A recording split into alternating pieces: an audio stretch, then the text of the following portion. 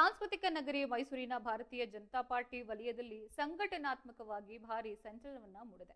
ನೂತನ ಪದಾಧಿಕಾರಿಗಳ ಆಯ್ಕೆಯ ಪಕ್ಷದ ಕಚೇರಿಯಲ್ಲಿ ಭರ್ಜರಿ ವಿಜಯೋತ್ಸವ ಹಾಗೂ ಸನ್ಮಾನದ ಹಬ್ಬ ಜರುಗಿದ್ರೆ ಕರ್ನಾಟಕ ರಾಜ್ಯ ಬಿಜೆಪಿ ಎಸ್ಟಿ ಮೋರ್ಚಾ ಪ್ರಧಾನ ಕಾರ್ಯದರ್ಶಿಯಾಗಿ ಮೈಸೂರಿನ ಮಾಜಿ ಬಿಎಸ್ ಶಿವಕುಮಾರ್ ಹಾಗೂ ರಾಜ್ಯ ಕಾರ್ಯಕಾರಿ ಸಮಿತಿಯ ಪ್ರಮುಖ ಸದಸ್ಯರಾಗಿ ಮಾಜಿ ನಗರ ಪಾಲಿಕೆ ಸದಸ್ಯರಾದ ಗುರುವಿನಾಯಕ್ ಅವರು ಅಧಿಕೃತವಾಗಿ ನೇಮಕಗೊಂಡ ಹಿನ್ನೆಲೆಯಲ್ಲಿ ಪಕ್ಷದ ಕಚೇರಿಯಲ್ಲಿ ಅದ್ಧೂರಿ ಅಭಿನಂದನಾ ಸಮಾರಂಭವನ್ನು ಹಮ್ಮಿಕೊಳ್ಳಲಾಗಿತ್ತು.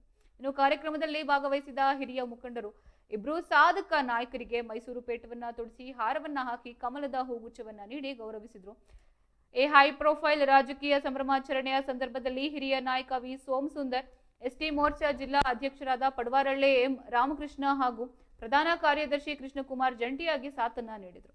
ಇನ್ನು ಮುಂಬರುವ ಮಹತ್ವದ ಚುನಾವಣೆಗಳಲ್ಲಿ ಮೈಸೂರು ಭಾಗದಲ್ಲಿ ಪಕ್ಷದ ಬಲವರ್ಧನೆಗೆ ಶ್ರಮಿಸುವುದಾಗಿ ನಾಯಕರು ಪಣವನ್ನ ತೊಟ್ಟಿದ್ದಾರೆ.